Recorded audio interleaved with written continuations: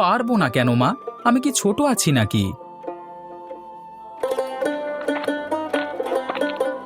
ভাবি, এই দুপুরবেলায় গাছের নিচে কি করছেন? আর রহিম ভাই কোথায়?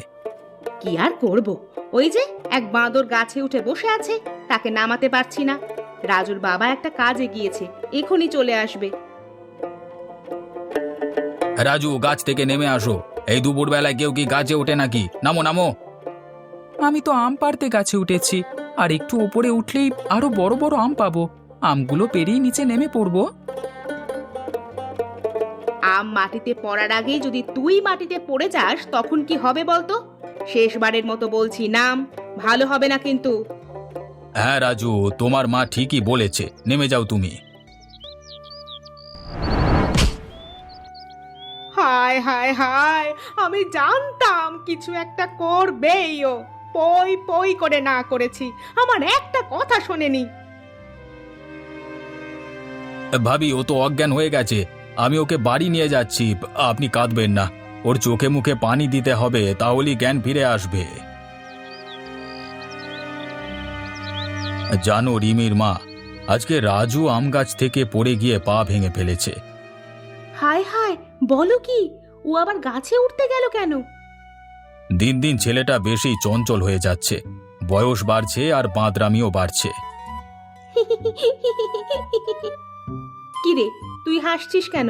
এত হাসার কি হলো? ও তো একটা বাঁদরই, আর বাঁদর গাছে গাছে থাকবে, এটাই তো স্বাভাবিক। হয়েছে, কাউকে নিয়ে এভাবে বলিস না। খাওয়া শেষ হলে ছেলেটাকে দেখতে যাব। আমিও এটাই বলতে চেয়েছিলাম, ওকে আমাদের দেখতে যাওয়া উচিত। রহিম ভাই তখন বাড়ি ছিল না, এখন হয়তো এসে গেছে।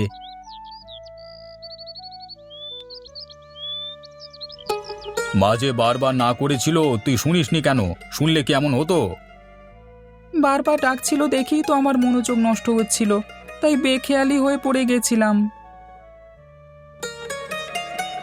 আবারও বাজে কথা বলছিস তুই? এখন কিন্তু মার খাবি আমার হাতে।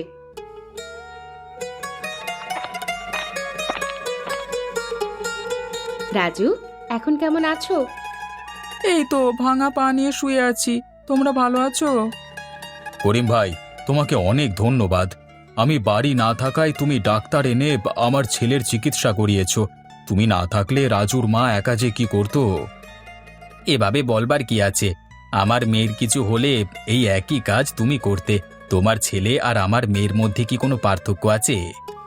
তা তুমি ঠিকই বলেছো ভাই। আপনারা সবাই দাঁড়িয়ে কেন? বসুন না ভাবি, আজ তো আপনাদের রান্না হয়নি। আপনার ভাই আমাকে রাজুর কথা জানানোর পর আমি চালে ডালে খিচুড়ি বসিয়ে দিয়ে এসেছি। রান্না হলে নিয়ে আসব। এখন বাড়ি যেতে হবে, আর বসবো না। পাটা ভেঙে ভালোই হলো, চাচির হাতের খিচুড়ি খেতে পারবো। যা মজা হয় না, একদমই অমৃত।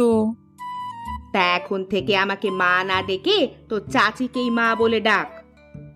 সেটাই করতে হবে মনে হচ্ছে। পা ভালো হতে না হতেই আবার নদীতে চলে এলি? পা তো ভালো হয়ে গেছে, দেখিস না আর ব্যান্ডেজ লাগানো নেই। ডাক্তার তো তোকে কিছুদিন বিশ্রাম নিতে বলেছিল, তুই শুনলি না কেন ডাক্তারের কথা? ডাক্তারের সব কথা শুনতে গেলে আমি আরো অসুস্থ হয়ে যেতাম, তাই শুনিনি। সবাই একদম ঠিক কথা বলে। কি বলে সবাই? সবাই বলে তুই একটা পাগল, দেখিস তোর বিয়ে হবে না। কেন? এর মধ্যে আবার বিয়ে আসলো কিভাবে? তোর মতো পাগল কি কোনো মেয়ে বিয়ে করবে নাকি? পাগলের সাথে কি সংসার করা যায়? কেউ বিয়ে না করলে তুই করে ফেলিস আমাকে বিয়ে, তাহলেই তো হয়ে গেল। দুই পাগল একসাথে ভালোই সংসার হবে। তুই কি আমাকে পাগল বললি? কেন, আজকাল পাগলদের কি অন্য কোনো নামে ডাকা হচ্ছে নাকি? কই, আমি তো জানি না। আর একটা কথা বললে না, ধাক্কা মেরে পানিতে ফেলে দেব। তারপর তুই আবার কান্নাকাটি করে সবাইকে ডেকে এনে আমাকে বাঁচাবি। তোর মতো বাঁদরকে আমি বাঁচাবো? ভাবলি কিভাবে তুই এটা? আমি বাঁদর? বাঁদর না হলে কেউ গাছে উঠে বসে থাকে না, আর গাছ থেকে পড়ে পাও ভাঙে না। আমি হলাম টারজান, চিনিস টারজানকে? আমার আর চিনে কাজ নেই, তোর কাজ থাকলে তুই চিনে রাখ। আরে যাচ্ছিস কোথায়? বাড়ি যাচ্ছি, তোর সাথে প্যাচ প্যাচ করে লাভ নেই। আর একটু বস, আমি বড় বড় রুই কাতলা ধরবো, তুই বাড়ি নিয়ে গিয়ে ভেজে খাবি। তুই ধরবি মাছ? কেন, সূর্য কি আজ পশ্চিম আকাশে উঠেছে নাকি? করলি তো, অপমানটা করে দিয়ে গেলি তো। দেখিস, এই শর্মা একদিন বিরাট কিছু হয়ে দেখাবে তোদের। ততদিন আমি বেঁচে থাকলেই হয়। যাই, টাটা। যা ভাগ। রাজু কি খেয়ে ঘুমিয়েছে? না, না খেয়েই ঘুমিয়ে গেছে। ওকে ডেকে তুলে খেয়ে নিতে বলো, না খেলে শরীর খারাপ করবে তো। ঘুম থেকে উঠিয়ে খাওয়ালে খাবে না, আরো বিরক্ত হবে। ছেলেটা যে আর কবে বড় হবে। 22 বছর পার হয়ে যাচ্ছে, কিন্তু এই উড়নচণ্ডী স্বভাবের কোনো পরিবর্তন নেই। আমিও তাই ভাবছি। দেখি, করিম ভাইয়ের সাথে কালকে কথা বলবো। সে তো রাজুকে নিজের ছেলের মতোই দেখে। হ্যাঁ, তাই করো। তা ভাই, দিনকাল কেমন যাচ্ছে বলো? তোমাকে দেখে তো চিন্তিত মনে হচ্ছে। কি হয়েছে আমাকে বলা যাবে? দিন যাচ্ছে, ও যেন আরো ছোট হয়ে যাচ্ছে। নিজের প্রতি, ঘর সংসার, বাবা মা, কারোর প্রতি ওর কোনো খেয়াল নেই। মনে হয় ও একটা অন্য জগতে বসবাস করে। খুবই চিন্তার বিষয়। ওর মা আর আমি ওকে নিয়ে কি করব বুঝতে পারছি না। একটা কাজ করলে কেমন হয়, ওর একটা বিয়ে দিয়ে দাও না। বউ আসলে দেখবে সব ঠিক হয়ে যাবে। কি বলছো কি তুমি? ওর মতো পাগলকে কেউ কি মেয়ে দেবে? দেবে না কেন? ওর তো আর কোনো বদ স্বভাব নেই। আর তোমাদের পরিবারের কথা গ্রামের সবাই জানে। এমন পরিবারে মেয়ে দিতে কেউ অরাজি হবে না। কথাটা আমি তোমার ভাবিকে বলে দেখি, সে কি বলে। আচ্ছা, তাই করো। আমি তাহলে বাড়ি যাই, বাড়িতে কাজ আছে। চলো চলো, আমিও বাড়ির দিকেই যাব।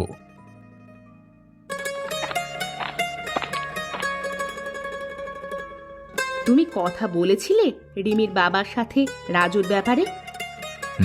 বলেছিলাম। সেটা নিয়েই তো ভাবছি। কেন, উনি কি এমন বলেছেন যেটা নিয়ে তুমি আবার এত ভাবছো? উনি বলেছেন রাজুর বিয়ে দিতে। বিয়ে? মানে ওকে কে বিয়ে করবে? আমারও সেই একই কথা। কে বিয়ে করবে ওকে? বয়স তো একেবারে কমও হয়নি, কিন্তু এমন পাগলের সাথে কেউ তার আদরের মেয়েকে বিয়ে দিতে রাজি হবে না। আচ্ছা রাজুর মা, রিমিকে তোমার কেমন লাগে? তা তো বেশ লাগে। কেন, তুমি আবার অন্য কিছু ভাবছো নাকি? ভাবতেই পারি। আমার মনে হয় করিম ভাই দ্বিমত করবে না। তুমি রাজি থাকলে আমি এ নিয়ে করিম ভাইয়ের সাথে কথা বলবো। আমার কোনো আপত্তি নেই। তাছাড়া রাজুকে তো রিমি ছাড়া অন্য মেয়েদের সাথে কখনো কথা বলতে দেখিও না, শুনিও না। মনে হয় ওরা দুইজন দুইজনকে পছন্দই করে। ওরাও অমত করবে না। তোমার কথা শুনে আরো সাহস পেলাম। আজই যাব করিম ভাইয়ের সাথে কথা বলতে। আচ্ছা, যাও। শেষ পর্যন্ত আমি ছাড়া আর তোর বরই জুটলো না। ছি ছি ছি ছি। তুই আবার ছিছি করছিস কেন রে? ওই যে, তোর বর নাকি বাঁদর, গাছে গাছে ঝুলে থাকে। তা বলি, এই বাঁদর ছাড়া তোর কপালে কি একটা মানুষ বর জুটলো না? এত খারাপ কপাল তোর। আমার খুব দুঃখ হচ্ছে রে তোর কপালের জন্য। তুই এখন থেকে তোর নিজের কপালের জন্য দুঃখ করতে থাক। কিছুদিন পরেই বুঝতে পারবি কার কপালে কে জুটলো। আমার কপালে তুই নাকি তোর কপালে আমি জুটলাম। ঠিক আছে, তাহলে এখন থেকেই গালে হাত দিয়ে দুঃখ করতে বসে গেলাম। এই নে।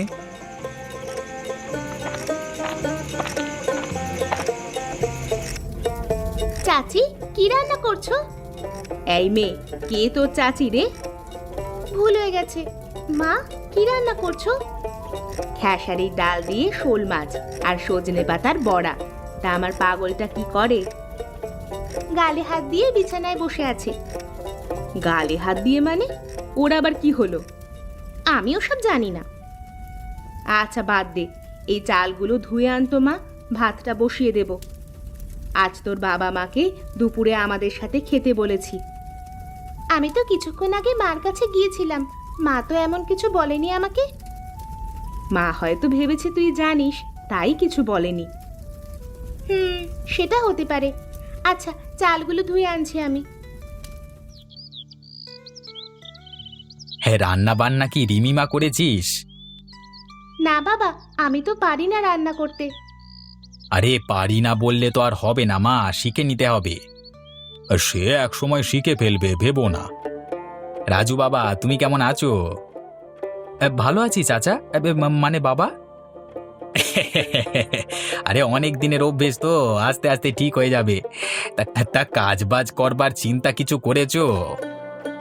ইয়ে মানে শোনো বাবা, বিয়ে করেছো, নিজের সংসার হয়েছে, ধীরে ধীরে সংসার বড় হবে, তাই জন্য এখন থেকেই তোমাদের পরিকল্পনা করে এগুতে হবে। হ্যাঁ, আমি চেষ্টা করব। বাড়ির কাছে শ্বশুরবাড়ি হলে এই এক জ্বালা, যখন তখন চলে আসতে পারে, একটু লুকিয়েও থাকা যায় না। লুকিয়ে থাকার দরকার কি? সবাই বলছে কিছু না কিছু কাজ করতে, সেটা করলেই হয়। আমি তো ঘরে সারাদিন বসেই থাকি, সেরকম হলে আমিও না হয় তোকে সাহায্য করব। তা কি করা যায়? আপাতত গ্রামের মধ্যে একটা মুদির দোকান দেয়া যায়, তাহলে টুকটাক জিনিস কেনার জন্য মানুষকে পায়ে হেঁটে আর বাজারে যেতে হবে না। এর পরের পরিকল্পনা হচ্ছে মুদির দোকানের পাশে ছোট করে একটা মোবাইল ফোনের দোকান দেওয়া। বাজারে একটাই ফোনের দোকান, সারাদিন ভিড় লেগে থাকে, আর বাজারে যেতেও সময় লাগে। পরিকল্পনাগুলো খারাপ না, তবে শুরুতেই তো টাকার প্রয়োজন। আমি বাবার কাছে সেভাবে কখনো টাকা চাইনি, টুকটাক টাকা যা দেবার সেটা মাই আমাকে দিত। সেটা আমার দায়িত্ব। আমি তোর মাকে গিয়ে বলবো বাবার সাথে কথা বলে টাকাটা যাতে দেয়। মাসে মাসে লভ্যাংশ থেকে সেই টাকা আমরা পরিশোধ করে দেব। তা বুঝলাম, কিন্তু এত কিছু তুই আমার জন্য করবি কেন, সেটাই তো বুঝতে পারছি না। দূর হয়ে যা তুই। তুইও ভাগ। আজ তো অনেক টাকার বিক্রি হলো। হ্যাঁ, চাল ডাল বিস্কুট চানাচুর সহ টুকিটাকি সব জিনিস তো কেউ আর বাজারে গিয়ে কিনছে না, সবাই তো আমাদের দোকান থেকেই কিনছে। এ মাসে লাভের টাকা থেকে কি বাবাকে ধারের টাকা শোধ করে দেব, নাকি ফোনের দোকানে যাব? আগে বাবার টাকাটা দিয়ে দেব, পরের মাস থেকে সংসারে টাকা দেওয়ার পাশাপাশি অল্প অল্প করে জমিয়ে ফোনের দোকান দেব। এত বুদ্ধি নিয়ে ঘুমাস কিভাবে? চোর জানলে তো এতদিনে তোর মাথাটা নিয়ে চলে যেত। দোকানের মধ্যেই শুরু করলি? রাজু, ভালো আছো? ভালো আছি, আপনারা ভালো আছেন? হ্যাঁ, ভালো আছি। দেখতে এলাম তোমাদের দোকান কেমন চলছে। মা, বসবে তোমরা? না রে মা, এখন আর বসবো না, রাতে সবাই একসাথে খাবো। তুই রাজু বাবাকে নিয়ে চলে আসিস, আমি তোর শ্বশুর শাশুড়িকে বলে এসেছি। আচ্ছা মা, আসবো। বাবা, তাড়াতাড়ি চলে এসো কিন্তু, এখন যাচ্ছি আমরা। আমরা তাড়াতাড়ি চলে আসবো। হে, এই বাড়ির পাশে শ্বশুরবাড়ি হলে তো দারুণ মজা। দুদিন পর পর শুধু দাওয়াত আসে, জানলে তো আরো আগেই বিয়ে করতাম। তোকে কে দাওয়াত দেয়? আমার বাবা মা তাদের মেয়েকে দাওয়াত দেয়। তুই ছোঁচার মতো দৌড় দিস কেন? তোর খুব ভালো বিয়ে হয়েছে তো, তাই বেশি বেশি দাওয়াত দিয়ে জামাইকে সবসময় পটিয়ে রাখতে চায় তোর বাবা মা। অসহ্য একটা। বাবা, আমাকে কিছু খাবার দিবে? আমি খুব ক্লান্ত। হ্যাঁ, কেন দেব না, আপনি একটু অপেক্ষা করুন, আমি দিচ্ছি। এই নিন বুড়িমা। বেঁচে থাকো বাবা, জীবনে অনেক বড় হও, তোমরা অনেক সুখী হও। দেখেছিস আমাকে কেমন দোয়া দিয়ে গেল? শুধু তোকে না, আমাকেও দিয়েছে। কই, আমি তো এমন কিছু দেখিনি, শুনিনি। কানা নয়তো বয়রা তুই, তাই দেখিসনি, শুনি। বুড়িমা বলল না তোমরা সুখী হও? তোকে বলেনি, সেটা শুধু আমাকে বলেছে। আচ্ছা, তুই এত ঝগড়াটে কেন রে? আর তুই কি? আজ থেকে আমাকে আর তুই বলবি না, তুমি করে বলবি। কেন, সব সময় তো তুই করি বলে এসেছি, তা হঠাৎ কি এমন হলো যে তুমি করে বলতে হবে? আমি কোনো তুমি করে বলতে পারবো না, বলে দিলাম। কেন আবার, বড় বউ কেউ কি তুই করে বলে নাকি? সবাই তো তুমি করেই কথা বলে। আচ্ছা, তুমি আমার বউ নাকি? কই, আমি তো জানি না, কেউ তো আমাকে কোনোদিন জানায়নি বিষয়টি। কাজের পাশাপাশি নিজের স্বভাবেরও উন্নতি করো। এখন থেকে আর পাগলামো করা চলবে না বাচ্চাদের মতো। এখন তুমি বিবাহিত পুরুষ, আগের মতো আর ছোটটি নেই তুমি। কথাটা যত তাড়াতাড়ি কানে নেবে, ততই সবার জন্য মঙ্গলজনক হবে। জো হুকুম মহারানী, তোমার কথা কি আমি অমান্য করতে পারি? অবশেষে এতদিনে তাহলে বুঝতে পারলে তুমি। যাক, ধন্যবাদ।